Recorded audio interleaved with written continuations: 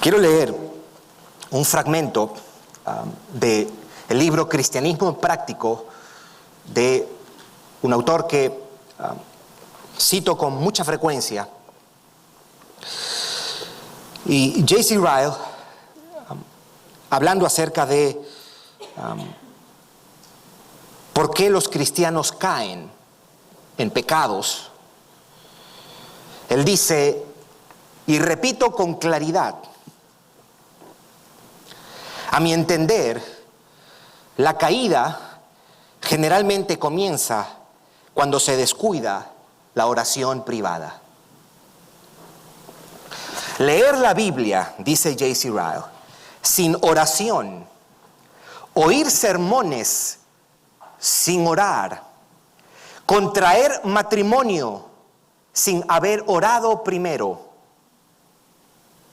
emprender viajes sin oración, escoger el lugar de residencia sin orar, formar amistades sin oración, practicar cada día la oración privada de forma apresurada o sin entusiasmo.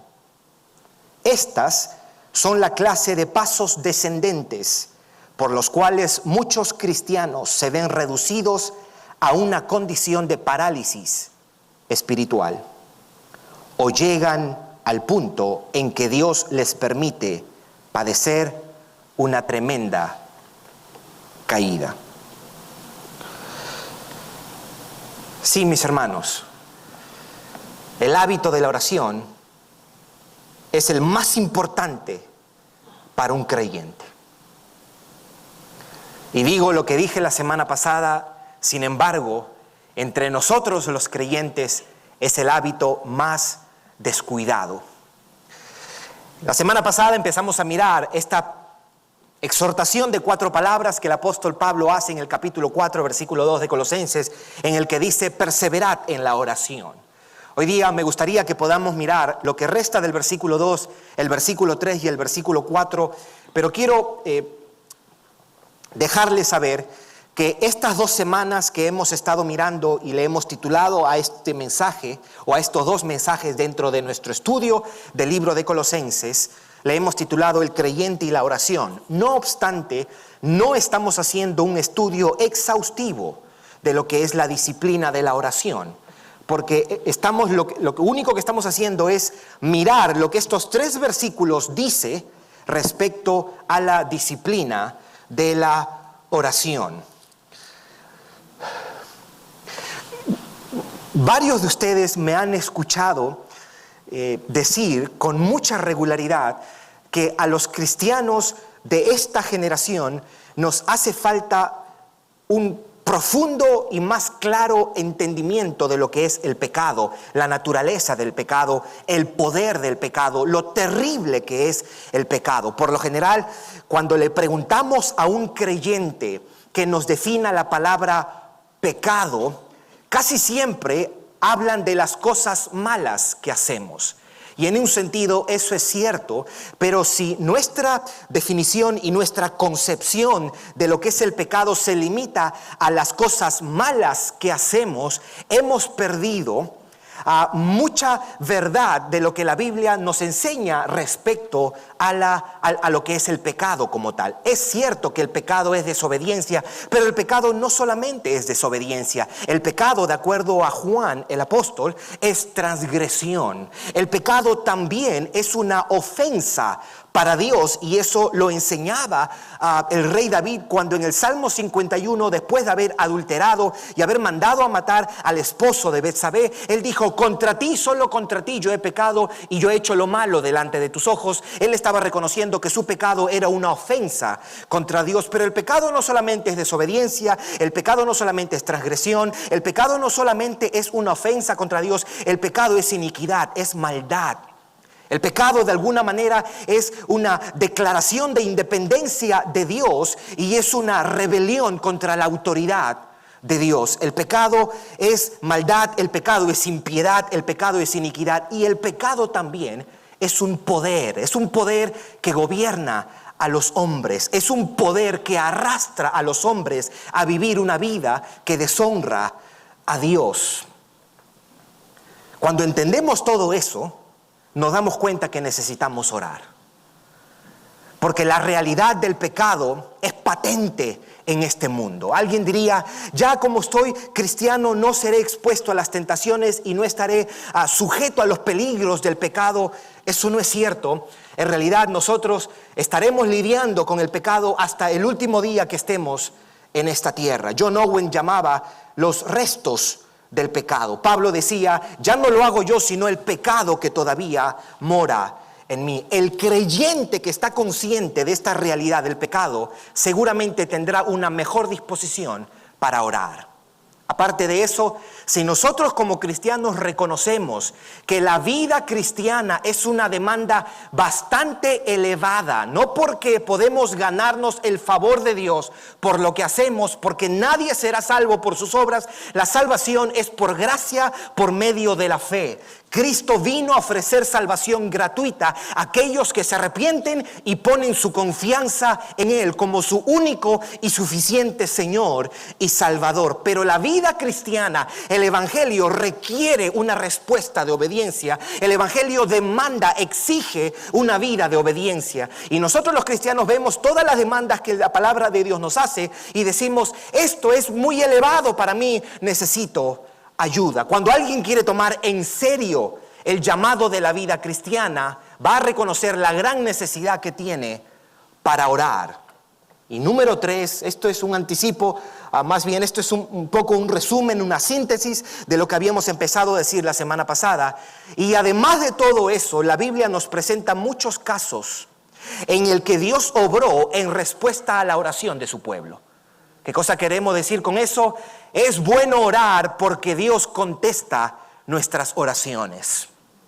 Es bueno orar en todos los desafíos, en todos los retos de la vida cristiana. Nosotros tenemos que orar, presentarle a Dios nuestras peticiones, orar por nuestros hijos, por ejemplo, si nuestros hijos no son creyentes, orar para que ellos sean salvos. Si nuestro cónyuge no es creyente, nosotros debemos orar para que ellos conozcan de Cristo y ellos vengan al arrepentimiento. Si estamos pasando dificultades financieras, si estamos pasando dificultades de salud, si estamos pasando dificultades familiares, laborales o matrimoniales, nosotros tenemos que venir delante de Dios, porque hay una promesa en las Escrituras, en el libro de Mateo capítulo 7, pedid y se os dará, buscad y hallaréis, tocad y se os abrirá. Por eso es que Pablo, a la luz de todo esto, lo que yo he dicho, él dice, perseverad en la oración.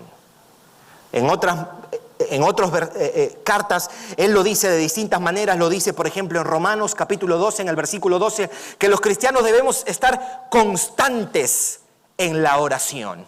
En el libro de Efesios capítulo 6, versículo 18, cuando Pablo está presentando lo que nosotros conocemos como la armadura del cristiano, Pablo dice que nosotros debemos estar orando todo tiempo. En el libro de Primera de Tesalonicenses, en el capítulo 5, al final en sus exhortaciones, en el versículo 17, Pablo dice, orad sin cesar, orar incesantemente, sin cansarse, perseverad en la oración.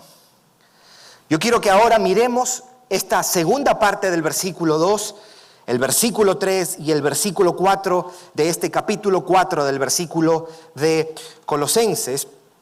Y yo quiero que de alguna manera para dividirlo y darle algunos subtítulos a esto lo que yo voy a compartir, he dividido esto para entenderlo más sencillamente y para poder sacarle un mejor provecho, porque esto que parece ser algo casual, una petición de oración que hace Pablo, contiene mucha riqueza y nos va a informar muchísimo con respecto a cómo nosotros los creyentes debemos orar. Hay 3 cosas que yo quiero decir desde estos versículos, desde el versículo 2, el versículo 3 y 4. Número 1, lo que quiero destacar es la actitud en la oración. Número 2, lo que voy a destacar es la generosidad en la oración. Y número 3, las prioridades en la oración. Número 1, la actitud en la oración. Número 2, la generosidad en la oración. Y número 3, las prioridades en la oración. El versículo 2 dice, perseverad en la oración Y después dice, velando en ella, y siempre la palabra velar se pone al lado de a la palabra orar para darnos ese sentido de esfuerzo y de urgencia cuando nosotros oramos. Jesús le dijo a sus discípulos, velad y orad para que no entréis en tentación. Pero presta atención a lo que dice aquí el apóstol Pablo, velando en ella con acción de gracias. ¿Cuál debe ser la actitud de un creyente cuando ora delante de Dios? Debe ser una actitud de gratitud. Lo hemos visto durante todo este año mientras hemos estudiado el libro de Colosenses, que Pablo menciona 5 veces, hace un llamado más bien a la gratitud. Por ejemplo, en el versículo 3, él dice, siempre orando por vosotros damos gracias a Dios Padre. En el versículo 12 dice, con gozo dando gracias. En el capítulo 2, versículo 7 dice, así como habéis sido enseñados, abundando en acciones de gracias. En el capítulo 3, versículo 15 dice, y sed agradecidos. Y ahora llegamos a esta quinta mención de lo que es la gratitud. En otras palabras, lo que Pablo nos está diciendo, persevera en la oración y cuando lo hagas, no te olvides de dar gracias. La actitud de un creyente en la oración debe estar marcada por una actitud de agradecimiento. Agradecimiento porque Dios es bueno. Agradecimiento por los beneficios que Él nos ha concedido. La salud si la tienes, el alimento si lo tienes, la casa si la tienes, la familia si la tienes. Tantas cosas Dios ha hecho con nosotros. El otro día conversábamos con un grupo de hermanos y hablábamos de que es increíble que Dios nos haya concedido las papilas gustativas para nosotros disfrutar de lo que comemos. ¿Usted se imagina que nosotros tuviéramos necesidad de comer, pero no tuviéramos papilas gustativas? Donde usted lo que come, el arroz, las habichuelas, la carne, usted no lo sintiera. Pero Dios es tan bueno y misericordioso que nos dio las papilas gustativas y eso es motivo para nosotros darle gracias a Dios. ¿No cree usted? Yo creo que sí, porque Dios lo pudo haber hecho de otra manera. Cuando una persona va a orar, debe recordar todo lo que sí ha recibido y no tanto todo lo que le hace falta. Ahora, nosotros los cristianos tenemos razones mucho más elevadas para dar gracias y tiene que ver con dar gracias por el regalo de la salvación. Dios nos ha dado a Jesucristo. Dios nos ha entregado a su Hijo. Él es el mayor regalo que Dios nos ha hecho. ¿Cómo no darle gracias al Señor por los bienes que hemos recibido? El salmista en el conocido Salmo 103 comienza a tener una charla con su alma. Y él le dice a su alma, bendice, alma mía, a Jehová y bendiga todo mi ser su santo nombre. ¿Se recuerda? Imagínense, él está conversando con su alma. Y él está diciendo, alma mía, bendice a Jehová. Y no olvides ninguno de sus beneficios. Y el primer beneficio que el salmista menciona es, Él es quien perdona todas tus iniquidades. Él no dijo gracias por la casa que tengo, por el carro, bueno, en ese tiempo no había carros, pero por el burro que tengo, o por la comida que tengo, o por las cuestiones que tengo. No. Él es quien perdona todas tus iniquidades. Nosotros los creyentes estamos despojados de excusas para no tener gratitud. Hemos recibido lo más precioso. Cristo Jesús vivió la vida perfecta que se requiere para estar en una relación correcta delante de Dios y murió por nuestros pecados. Él derramó su sangre, el justo, como leí hace un momentito Gustavo, por los injustos, para llevarnos a Dios. Tenemos perdón de pecados, tenemos la justicia de Cristo, hemos sido reconciliados con Dios, hemos sido regenerados, hemos sido aceptados, amados, perdonados, adoptados como sus hijos. Dios ha empezado una obra en nosotros y la está continuando y la continuará hasta el día de Jesucristo, y nos espera un futuro glorioso, porque un día Cristo volverá por su iglesia y nos llevará con Él y estaremos por siempre con Él, con cuerpos glorificados en un cielo nuevo y tierra nueva. Nosotros tenemos muchas razones para darle gracias a Dios. Un creyente que no vive agradecido es un candidato a ser un creyente que se queja constantemente, un creyente que murmura constantemente. ¿Sabe una cosa? La gratitud y el contentamiento son primos hermanos. Si nosotros no aprendemos a ser gratos con todo lo que Dios nos ha otorgado, no podremos practicar el contentamiento, que es un deber del creyente. Por eso es que Pablo le decía a Timoteo, gran ganancia. Por eso a Pablo no le hubiese ido muy bien en las iglesias de la prosperidad. Sí, porque hoy día es gran ganancia que tú seas millonario y que todo el mundo vea la bendición de Dios en tu vida. Entonces usted me está diciendo que la bendición de Dios solamente se mide por la casa, el carro y las cosas que usted tiene. Entonces Jesucristo se perdió el mensaje. Porque el Hijo del Hombre no tiene dónde recostar la cabeza. Pablo le dijo a Timoteo, gran ganancia es la piedad, acompañada de contentamiento. Porque nada hemos traído a este mundo y sin duda nada podremos llevar. Nuestras oraciones deben estar marcadas de una profunda actitud de gratitud. Amén. Amén. Número 2. Había dicho lo primero es la actitud en la oración. Número 2, la generosidad en la oración. Leamos el versículo 2 y 3 nuevamente. Dice, perseverad en la oración, velando en ella con acción de gracias. Debo recordar, volviendo a esto lo que hemos dicho, la acción de gracias no es para el tercer jueves de todo noviembre. La acción de gracias, la gratitud, debe ser una cualidad que destaque a un cristiano.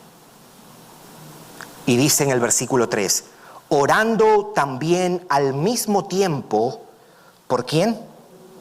Por nosotros. En otras palabras, lo que él les estaba pidiendo era, Colosenses, cuando ustedes oren, acuérdense de nosotros. Oren también por nosotros. La Biblia nos manda a amar al prójimo y parte de amar al prójimo es orar por el prójimo. La Biblia nos manda a amar a nuestros hermanos. Parte de amar a nuestros hermanos es orar por nuestros hermanos. Creo y me temo que este siempre ha sido el peligro de la iglesia cristiana en todo tiempo, porque somos pecadores, estamos inclinados al mal y somos demasiado egoístas. Nuestro corazón es egoísta y se centra en nosotros mismos. En lugar de levantar la mirada y decir, permíteme orar por esta otra persona. Quiero citar cómo para Pablo es importante que los creyentes de todas las iglesias entiendan que él ora por sus hermanos.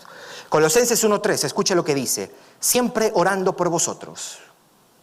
Hasta donde sé, me imagino que siempre significa siempre. Filipenses 1:3-4, doy gracias a mi Dios siempre que me acuerdo de vosotros, siempre en todas mis oraciones, rogando con gozo por todos vosotros. Efesios capítulo 1, versículo 16. No ceso de dar gracias por vosotros, haciendo memoria de vosotros en mis oraciones. Romanos 1, 8 y 9. Sin cesar hago mención de vosotros siempre en mis oraciones. Primera de Tesalonicenses 1, 2. Damos siempre gracias a Dios por todos vosotros, haciendo memoria de vosotros en nuestras oraciones. A Filemón le dijo, que era un discípulo de Pablo, doy gracias a mi Dios haciendo siempre memoria de ti en mis oraciones. Según de Timoteo capítulo 1 versículo 3, doy gracias a Dios al cual sirvo desde mis mayores con limpia conciencia, de que sin cesar me acuerdo de ti en mis oraciones, noche y día. Pablo oraba por otros creyentes. Pastor Otto, el otro día hablando con él, cuando él vino para el aniversario, él me comentaba acerca de John Stott. John Stott fue un escritor muy prolífico, uno de los más influyentes, fallecido hace unos 10 años más o menos, un poquito más. Y John Stott dice que él tenía una lista de 1000 personas con nombre y apellido por las que él oraba. Esa mención que hace Pablo nos deja una lección. Cuando oramos, no solamente debemos enfocarnos por nosotros mismos, debemos aprender a orar por otros hermanos. ¿Peleaste con algún hermano, alguna hermana? Ora por esa hermana. Ora por ese hermano. No vayas y le cuentes a otro o a otra. Ora por tu hermano. Ora por tu hermana. ¿Conoces a un hermano que está en dificultades, una hermana que está en dificultades en su matrimonio, en su salud, en sus finanzas? Ora por esa persona. ¿Conoces a alguien que tiene una mala actitud dentro de la iglesia? No lo juzgues. No la juzgues. Ora por esa persona. Es más, deberíamos proponernos algo. Antes de criticar a un hermano, voy a orar. Y después de orar, critico al hermano. Yo le aseguro que eso le va a hacer un gran bien. ¿Sabe por qué? Ahora usted me dirá, entonces ¿puedo criticar? Sí, pero después de haber orado por ese hermano. Ok, perfecto. Lo bueno es que casi siempre cuando usted ora por alguien, Dios nos da perspectiva con respecto a esa persona. Y nos recuerda que esa persona es pecadora y pecador igual que nosotros. Y Dios nos recuerda y nos dice, tú has sido amado, tú has sido perdonado. Y por lo general, cuando usted ora por alguien a quien usted ha querido criticar, después de orar, no le quedan ganas a usted de criticar. ¿Conoce a alguien que ha caído en un pecado feo? Ore por esa persona. Alguna persona que está batallando en su fe, que está siendo probada o probado en su fe, nosotros tenemos que orar por esas personas. ¿Ha sido alguien de bendición, de edificación para tu vida? Ora por esa persona. Si vamos al capítulo 4, versículo 12, mire lo que Pablo dice acerca de Epafras, que era el líder de esta iglesia. Capítulo 4, versículo 12, escuche lo que dice. Os saluda Epafras, o les manda saludos Epafras, el cual es uno de vosotros, siervo de Cristo. Escuche lo que dice después. Siempre rogando encarecidamente por vosotros en sus oraciones, para que estéis firmes, perfectos y completos en todo lo que quiere. Esto es una lección para los cristianos. Aquí nos está diciendo que este líder de la iglesia oraba, pero Pablo dice, no dice que oraba solamente, dice que siempre, número uno, después dice rogaba y después dice encarecidamente. En otras palabras, había un compromiso de Epafras de orar por los hermanos de la iglesia de Colosa. Número uno, hemos dicho, la actitud de la oración podemos rescatar desde estos versículos. Número dos, la generosidad de la oración. Y número 3, vamos a ver ahora lo último, la prioridad o las prioridades en la oración. Vaya conmigo al versículo 3.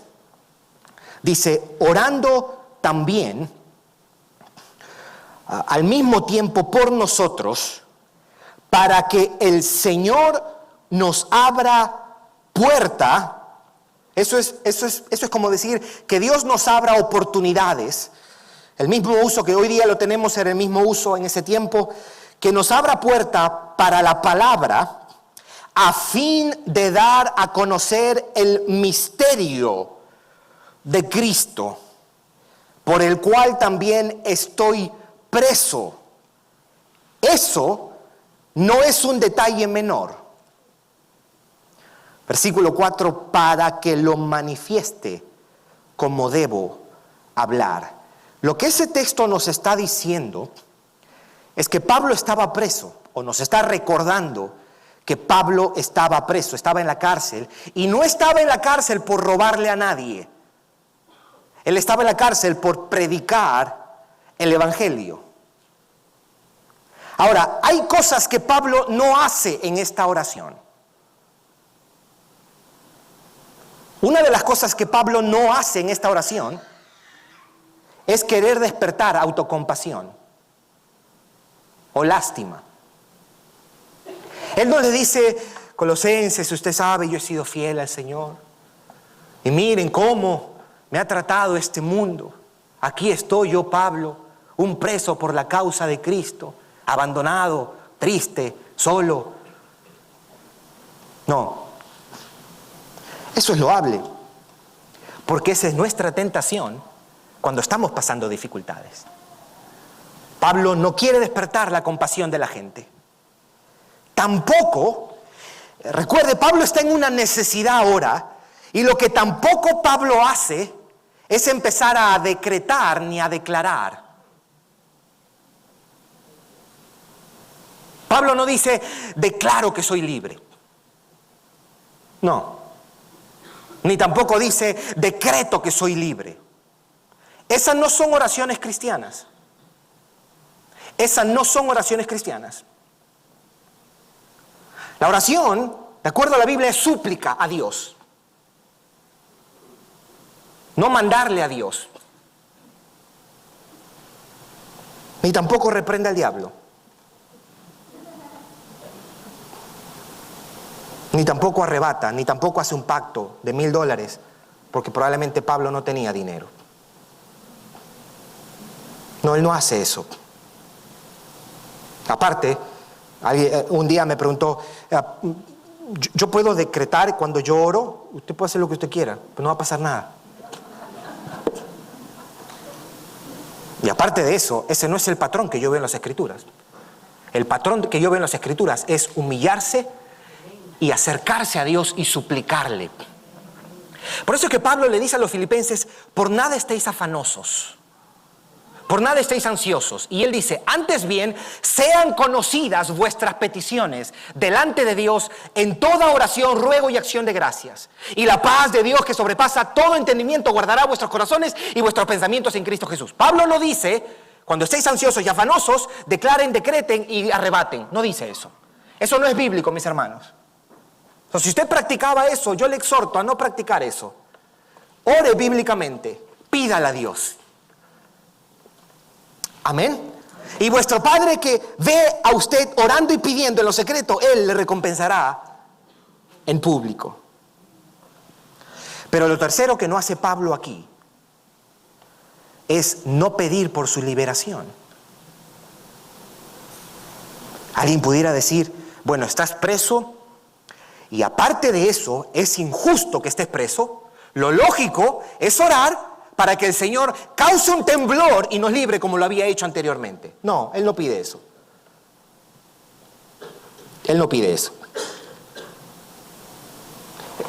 En un tiempo como hoy, donde la iglesia cristiana se ha vuelto tan materialista en su visión del evangelio, tan terrenal, esto es muy instructivo. Esto es muy confrontador. Escuche lo que él está diciendo. Oren, pidan por nosotros. ¿Para qué? ¿Para que te libres, Pablo? ¿Para que salgas de la cárcel? No. Tranquilos. Para que el Señor nos abra puerta para la palabra. O sea, tú me estás pidiendo que yo ore para que, estando tú preso, Dios te dé oportunidad de predicar el evangelio. Sí, exactamente eso estoy pidiendo. Seguramente Pablo, porque si usted lee el libro de Filipenses, usted lee el libro de Hechos, capítulo 28, dice que cuando Pablo estaba preso, se le permitió estar en una casa alquilada. No sabemos si esta fue la situación que describe Hechos 28, 30 al 31, donde Pablo recibía a otras personas, pero es probable que eso haya sucedido. De que mientras él estaba preso, él recibía la visita de personas. Probablemente lo que él estaba pidiendo era que vengan más personas para que aquí en la prisión, para que yo les predique el evangelio. O que Dios me abra puertas, oportunidades para predicarle a los soldados que me están cuidando. O cuando me lleven a testificar delante de las autoridades, Dios me abra gran oportunidad y gran puerta para yo poder predicar el Evangelio. Y aparte de eso, Él no solamente está pidiendo por una puerta abierta para predicar el Evangelio, Él dice, para que cuando yo lo predique bien. Mire lo que dice, para que lo manifieste como debo hablar.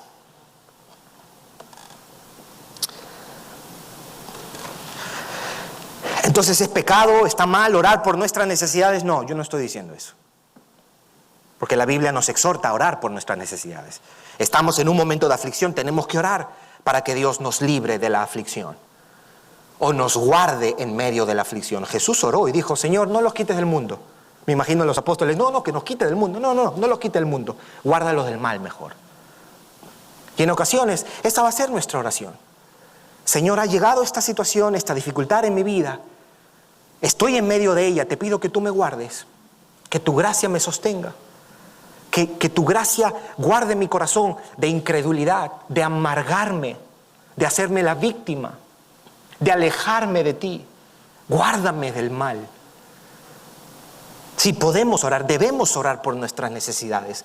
Lo que estamos haciendo es que ahora estamos viendo un ejemplo más elevado de oración. Y tiene que ver con las oraciones que pone la causa de Dios primero antes que nuestros propios beneficios. Pablo no está obsesionado con ser liberado. Pablo no está obsesionado con su bendición. De alguna manera lo que Pablo está haciendo es reflejando el modelo de oración que Jesús dejó en Mateo 6, que empieza diciendo, santificado sea tu nombre, venga a nosotros tu reino, hágase tu voluntad. Esa primera sección se enfoca en Dios y su gloria, en el reino de Dios, en la causa de Dios, en la causa del Evangelio. Y él está orando aquí, Señor, o les pide más bien a los colosenses, oren para que yo pueda predicar el Evangelio. Eso es una gran lección.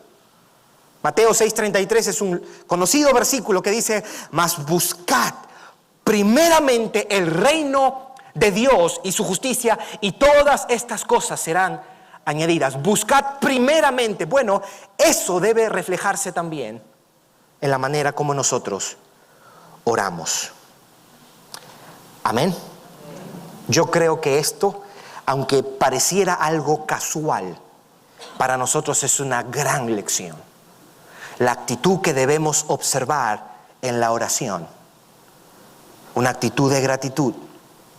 La generosidad, orar por aquellas otras personas con quienes Dios me ha rodeado. Y número 3, recordar mis prioridades en la oración. No estamos diciendo que cada vez que usted ore, usted tiene que orar por otra cosa que no sea algo suyo. No estamos diciendo eso. Pero recuerde que ese debe ser nuestro patrón de oración, porque ese debe ser nuestro patrón de vida. Poner a Dios primero. Buscad el reino de Dios y su justicia primero. Y la oración debe reflejar eso. Amén, mis hermanos.